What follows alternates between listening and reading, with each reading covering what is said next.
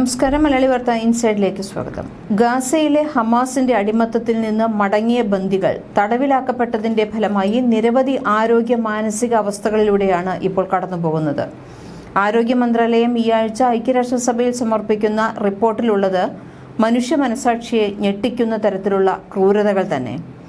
ഇസ്രായേലിലേക്ക് മടങ്ങിയ ശേഷം അവരെ ചികിത്സിച്ച ഉദ്യോഗസ്ഥർ വിവരിക്കുന്നതുപോലെ ബന്ദികളുടെ ശാരീരികവും മാനസികവുമായ ആരോഗ്യത്തെക്കുറിച്ചുള്ള വിശദമായ റിപ്പോർട്ടാണ് നൽകിയിട്ടുള്ളത്. ഗാസയിൽ പിടിക്കപ്പെട്ടവരുടെ ഇസ്രായേലിന്റെ ഔദ്യോഗിക കണക്ക് 101 ആണ്. ഇതിൽ 2014-ലും 2015-ലും ബന്ദികളാക്കിയ 4 പേരും ഉൾപ്പെടുന്നുണ്ട്. ഇതിൽ 2 പേർ മരിച്ചതായാണ് വിശ്വസിക്കപ്പെടുന്നത്. റാഫ മേഖലയിൽ സൈനിക ഓപ്പറേഷൻ നടന്നപ്പോൾ ബന്ദികളുടെ സാന്നിധ്യം അറിയാതെയിരുന്നതായും പിന്നീട് ബന്ദികളുടെ മൃതദേഹങ്ങൾ കണ്ടെടുത്തതായും റിപ്പോർട്ടിൽ പരാമർശിക്കുന്നുണ്ട്. 6 ബന്ദികളെ ഹമാസ് ക്രൂരമായി കൊലപ്പെടുത്തിയതിന്റെ തെളിവുകൾ ലഭിച്ചു.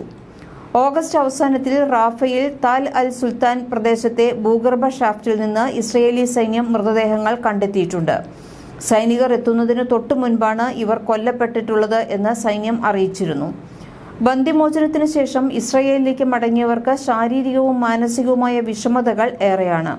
തടവിൽ നിന്ന് മടങ്ങിയെത്തിയ സ്ത്രീകളും പുരുഷന്മാരും ഹമാസ് തടങ്കലിൽ ദിവസങ്ങളോളം വെളിച്ചം പോലും കിടക്കാത്ത ഇരുണ്ട മുറിക്കുള്ളിൽ തളയ്ക്കപ്പെടുകയാണ് ചെയ്തിട്ടുള്ളത്. ഭക്ഷണവും വെള്ളവും നൽകാതെ ദിവസങ്ങളോളം കഴിയേണ്ടി വന്ന കുട്ടികൾ ഉൾപ്പെടെയുള്ളവർ ക്രൂരമായ ലൈംഗിക പീഡനങ്ങൾക്കും ഇരയായിട്ടുണ്ട്. ഇത് അവരുടെ മാനസിക നില അപ്പാടെ തെറ്റിച്ചു. ഉറക്കക്കുറവും പേടിസ്വപ്നങ്ങളും ഉൾപ്പെടെ കടുത്ത മാനസിക വിഭ്രാന്തിയുടെ വക്കിലാണ് പല ബന്ദികളും.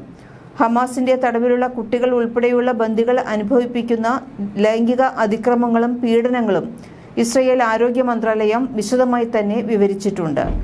2023 ഒക്ടോബർ 7-ന് ഭീകരാക്രമണത്തിനിടെ പരിക്കേറ്റ ബന്ദികൾക്ക് ശരിയായ വൈദ്യചികിത്സ ലഭിച്ചിട്ടില്ല. മാരകമായ മുറിവേറ്റവരെ അനസ്തീഷ്യ പോലും നൽകാതെയാണ് മുറിവ് തുന്നിക്കൂട്ടുകയും മറ്റ് ചികിത്സകളും ചെയ്തിട്ടുള്ളത്. കഴിഞ്ഞ വർഷത്തെ വെടിനിർത്തൽ, ബന്ദികളെ മോചിപ്പിക്കൽ കരാർ എന്നിവയിലൂടെ ഇസ്രയേലിൽ മടങ്ങിയവരിൽ പലർക്കും നേരിടേണ്ടി വന്നിട്ടുള്ളത് ഭീകരമായ പീഡനങ്ങൾ തന്നെയാണെന്ന് UN സമർപ്പിച്ച രേഖയിൽ പറയുന്നുണ്ട്. മടങ്ങിയെത്തിയ കുട്ടികളിൽ 2 പേർ ഒരുമിച്ച് കെട്ടിയിട്ടിരുന്നു എന്ന് റിപ്പോർട്ട് ചെയ്തു. തോക്കിൻമുനയിൽ ലൈംഗികമായി പീഡിപ്പിക്കപ്പെട്ടവരും പരസ്യമായി വിവസ്ത്രരാക്കി നിർത്തിയതുമെല്ലാം ബന്ദികൾ തുറന്നു പറഞ്ഞിട്ടുണ്ട്. പല ബന്ദികളും മറ്റു ബന്ദികളെ അവരുടെ കൺമുന്നിൽ കൊലപ്പെടുത്തുന്നതിനും സാക്ഷിയായി.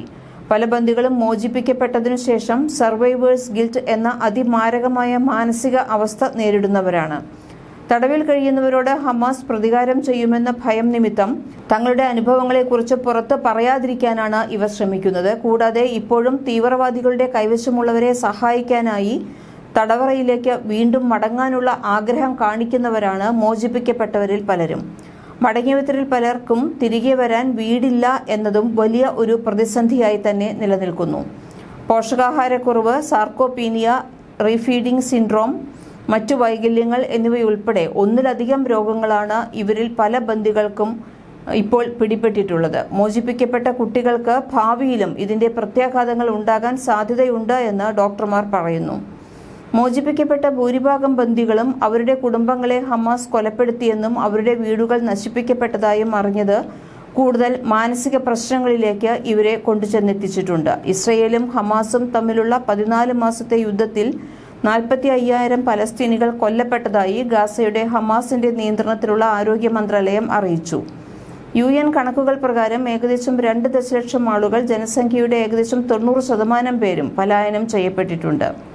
കഴിഞ്ഞ വർഷത്തെ ഹമാസ് ആക്രമണത്തിൽ വിദേശികൾ ഉൾപ്പെടെ 251 ഇസ്രയേലികളാണ് ഹമാസ് പിടിയിലായിരുന്നത്. ഇവരിൽ 96 പേരാണ് ഇപ്പോൾ തടവിലുണ്ട് എന്ന് വിശ്വസിക്കപ്പെടുന്നത്. ബാക്കിയുള്ളവരെ വിട്ടയക്കുകയോ രക്ഷിക്കുകയോ അല്ലെങ്കിൽ മരണപ്പെടുകയോ ചെയ്തിട്ടുണ്ട്.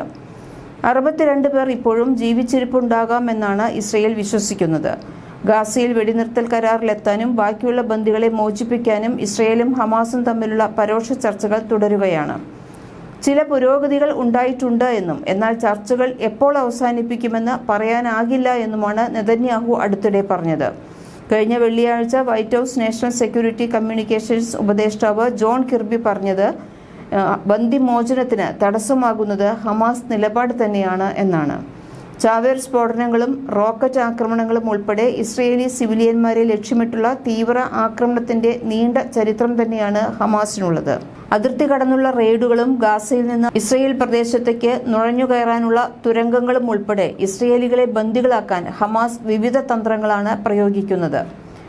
തടവുകാരെ കൈമാറ്റം ചെയ്യുന്നതിനുള്ള വിലപേശൽ ചിപ്പുകളായി ഇവർ ബന്ദികളെ ഉപയോഗിക്കുന്നുമുണ്ട്. അന്താരാഷ്ട്ര ശ്രദ്ധ നേടുന്നതിനുള്ള പ്രചാരണ ഉപകരണങ്ങളായും ഇവർ ബന്ദികളെയാണ് ഉപയോഗിക്കുന്നത്. മടങ്ങിയെത്തിയവരുടെ കഠിനമായ ശാരീരികവും മാനസികവുമായ അവസ്ഥകൾ ഹമാസ് നടത്തിയ വ്യാപകമായ അതിക്രമങ്ങളുടെ ഒരു നേർക്കാഴ്ച തന്നെയാണ് ലോകത്തിന് നൽകുന്നതെന്നും ആരോഗ്യ മന്ത്രാലയത്തിന്റെ മെഡിക്കൽ ഡയറക്ടറേറ്റ് മേധാവി ഡോക്ടർ ഹാഗർ മിസ്രാഹി പറയുന്നു. എല്ലാ ബന്ദികളെയും കഴിയുന്നത്ര വേഗത്തിൽ മോചിപ്പിക്കേണ്ടതിന്റെ അടിയന്തര ആവശ്യകതയെ ഈ നിർണായക റിപ്പോർട്ട് അടിവരയിട്ട് സൂചിപ്പിക്കുന്നു. മലയാളി വാർത്ത ഇൻസൈഡ്.